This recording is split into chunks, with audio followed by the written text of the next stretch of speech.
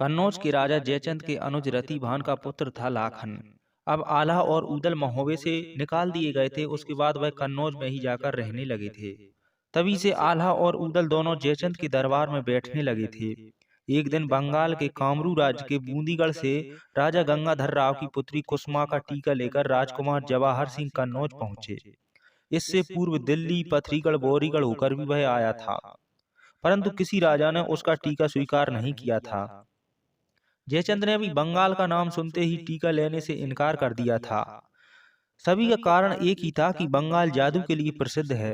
जानबूझकर मधुमक्खियों के छत्ते में कोई हाथ नहीं डालना चाहता था। राजा जयचंद ने इनकार किया तो ऊदल ने कहा, टीका आया है, लाखन सुंदर है, जवान है, कुंवारा है, फिर टीका स्वीकार न करना हमारी राजपूती की शान का अपमान होगा। जयचंद ने कहा, ऊदल यदि अपने बल पर चाहे तो टीका स्वीकार कर ले। ऊदल ने लाखन का टीका स्वीकार कर लिया। पंडित को बुलवाकर टीका चढ़ा दिया गया। महलों में मंगलाचार होने लगे। विवाह फागुन में होना तय करके जवाहर सिंह को लौटा दिया गया। निश्चित किया गया समय जल्दी ही बीत जाता है। फागुन की शिव त्रयोदशी का मुहूर्त निकला। अपने व्यवहारी राजाओं की बारात लेकर आल्हा बूंदी जा पहुंचे। बूंदी के राजा गंगाधर को सूचना देने के लिए एपन बारी, जो उनका नाई हुआ करता था, उसे विवाह की पीली चिट्ठी लेकर भेज दिया गया। गंगाधर के दरबार में पहुंचकर रूपन ने पत्र सौंपा और अपना नेग मांगा। उसका नेग एक ही था कि तलवारबाजी। वह तलवारबाजी करने का ही नेग मांगता था। दरबार के 32 क्षत्रियों को घंटों तलवार चलाकर मौत के घाट उतार दिया। राजा गंगाधर डर गए। उन्होंने बल के मुकाबले छल को प्रबल माना। अपने दोनों पुत्रों जवाहर सिंह तथा मोती सिंह को भेजकर अकेले लाखन को ही मंडप में आने के लिए कहा, वह भी बिना शस्त्रों के। इधर आल्हा को जब इस बात का पता चला तो आल्हा ने कहा कि हमारा रिवाज है कि अकेले दूल्हा को मंडप में नहीं भेजा जा सकता, अतः उसके साथ एक नेगी अवश्य जाएगा। आल्हा ने नेगी की जगह ऊदल को भेज दिया। महल के द्वार पर पहुंचकर राजकुमारों ने कहा, मंडप में शस्त्र लेकर प्रवेश करना सख्त मना होता है, अतः उनके शस्त्र उतारकर रख दिए जाएं। मंडप में पहुंचकर पूजन कराने के स्थान पर दोनों भाइयों जवाहर और मोती सिंह ने तलवारें खींच ली। अंदर और भी क्षत्रिय छिपे हुए थे। सब इन दोनों निहत्थे वीरों पर टूट पड़े। दोनों ने निहत्थे होते हुए भी उनका डटकर मुकाबला किया।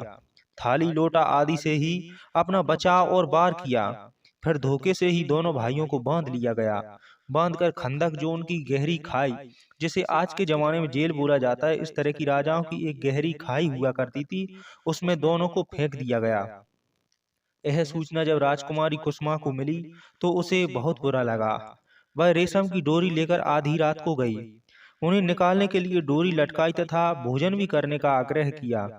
ऊदल ने कुसुमा को समझाया कि हम चोरी से निकलने के पक्ष में नहीं हैं, यह हमारी शान के विरुद्ध है।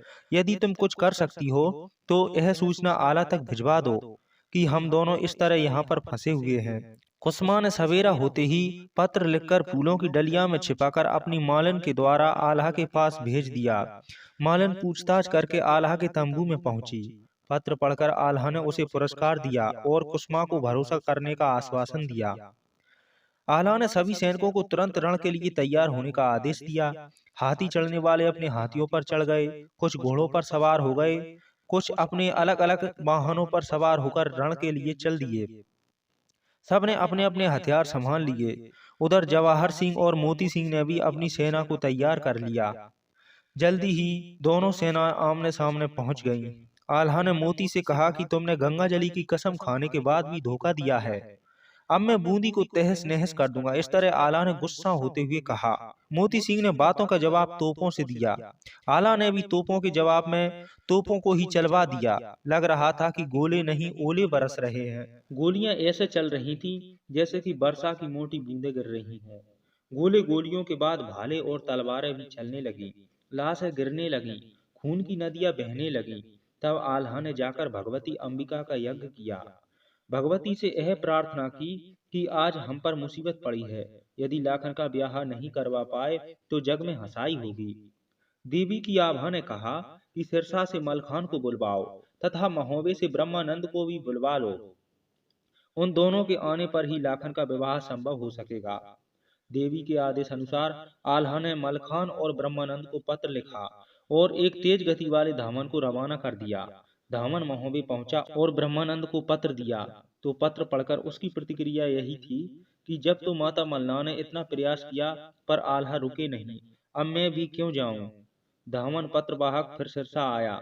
मलखान को पत्र मिला तो उसका भी मन दुखी हुआ। उसने भी यही सोचा कि तब तो हमारी बात मानी नहीं, महोबे से निकले थे तो सिरसा में रह जाते, अब अकेले ही भुगते क्या भुगत रहे हैं वह। यानी कि मलखान ने भी वहां आने से मना कर दिया। तभी मलखान की पत्नी गजमोतिन आ गई। मलखान ने जब उसे बताया कि पत्र आया है, ऊदल और लाखन दोनों बूंदी जाकर खंदक में डाल दिए गए हैं, आला की सेना भी मर कट चुकी है, उन्होंने सहायता के लिए बुलाया है। तब रानी गजमोतिन ने कहा, सोचने का कोई समय नहीं है, आप बिना एक पल की देर किए तुरंत वहां जाओ। रानी ने याद दिलाया कि जब तुम खुद खंदक में पड़े थे तो ऊदल ने ही तुम्हारी जान बचाई थी। एक बार नहीं कई कई बार ऊदल ने तुम्हारी सहायता की है। जरा सी देर के कारण ऊदल मारे गए तो सारी जिंदगी पछताते रहोगे। गजमोतिन रानी की बात मलखान की समझ में आ गई और अपनी फौज को तुरंत तैयार होने का आदेश दिया। सिरसा से चला तो महोबा पहुंचा। उसने यही बात ब्रह्मानंद को समझाई तो उसने भी बूंदी जाने की तैयारी कर ली। दोनों माता मन्ना का आशीर्वाद लेने पहुंचे। माता ने दोनों को विजयी होने का आशीर्वाद दिया।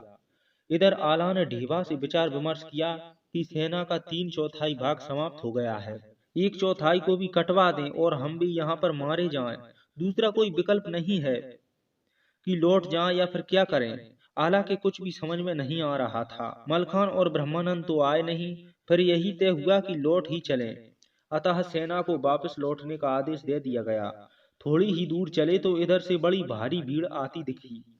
आल्हा ने ढेबा को आक्रमण का आदेश दिया ही था कि तभी किसी ने मलखान के पहुंचने की सूचना दी। ढेबा ने तुरंत आदेश रुकवाया और आल्हा को सूचित किया। फिर थोड़ी ही देर बाद ब्रह्मा और मलखान वहां पहुंच गए। दोनों ने आल्हा को प्रणाम किया। आल्हा ने दोनों भाइयों को गले लगा लिया। अब युद्ध की नीति इस प्रकार बनाई गई कि बूंदी पर उत्तर की ओर से ढेबा को आक्रमण के लिए मोर्चा लगाने को कहो। जब बूंदी की फौजें आगे बढ़ें तो आप धीरे धीरे पीछे हटते जाना। इधर दक्षिण से मलखान की फौज आगे बढ़ेंगी। इसी युद्ध नीति से काम लिया जाएगा। बूंदी के जवाहर सिंह और मोती सिंह दोनों भाई उत्तर की ओर निकट चले। युद्ध शुरू हो गया था। तय नीति के अनुसार ढेबा ने अपनी सेना पीछे हटाई तो बूंदी की फौजें आगे बढ़ गईं। दूसरी ओर दक्षिणी फाटक को मलखान ने तोपों की मार से तोड़ दिया और किले में प्रवेश कर गए। रंग महल से रानी आई तो बोली कि महिला पर वार मत करना। मलखान ने भी कहा, आप मेरी माता हैं, आपको मैं कोई नुकसान नहीं पहुंचा सकता, आप केवल यह बतला दो कि ऊदल और लाखन कहाँ कैद हैं। रानी ने बता दिया कि महल के नीचे ही एक खंदक है, उसी में दोनों पड़े हैं, उन्हें जल्दी निकालो। मलखान ने वहां पहुंचकर सभी पहरेदारों को मार गिराया। ऊदल से बोले, भैया निकल आओ, मैं और ब्रह्मानंद महोबा से आ गए हैं। ऊदल ने देखा शरीर बंधा है और घायल है, बाहर कैसे आए। मलखान ने अपने विवाह की याद दिलाई और ऊदल को अपना बल याद दिलाया। तब ऊदल ने जोर लगाया और बंधन तोड़कर बाहर आ गए। ऊदल ने ब्रह्मानंद को प्रणाम किया, फिर चारों भाई गले मिले। लाखन का शरीर बहुत घायल था, अतः पालकी में दोनों को, ऊदल और लाखन को बिठाकर डेरे के लिए रवाना कर दिया गया। वहां दोनों की मरहम पट्टी कर दी गई। अब पश्चिम से सैयद और पूरब से ब्रह्मानंद ने आक्रमण किया। मलखान तो दक्षिण से भीतर घुस ही चुके थे। बूंदी को चारों दिशाओं से घेर लिया गया। ब्रह्मानंद के सामने मोती सिंह पहुंचा। मोती सिंह ने तीर चलाया, ब्रह्मा बच गया। फिर मोती ने तलवार का वार किया, ब्रह्मा ने ढाल अड़ा दी। मोती की तलवार टूट गई। ब्रह्मा ने आगे बढ़कर मोती को गिराया और बंदी बना लिया गया। जवाहर ने मोती को बंधन में देखा तो आगे बढ़कर ब्रह्मानंद पर वार किया। तभी मलखान बीच में आ गए। जवाहर ने मलखान पर तलवार का वार किया, ढाल अड़ाकर उसने रोकी तो तलवार की मूठ हाथ में रह गई। मलखान ने ढाल की मार से गिराकर जवाहर सिंह को बंदी बना लिया। दोनों बेटे भी बंदी बना लिए गए।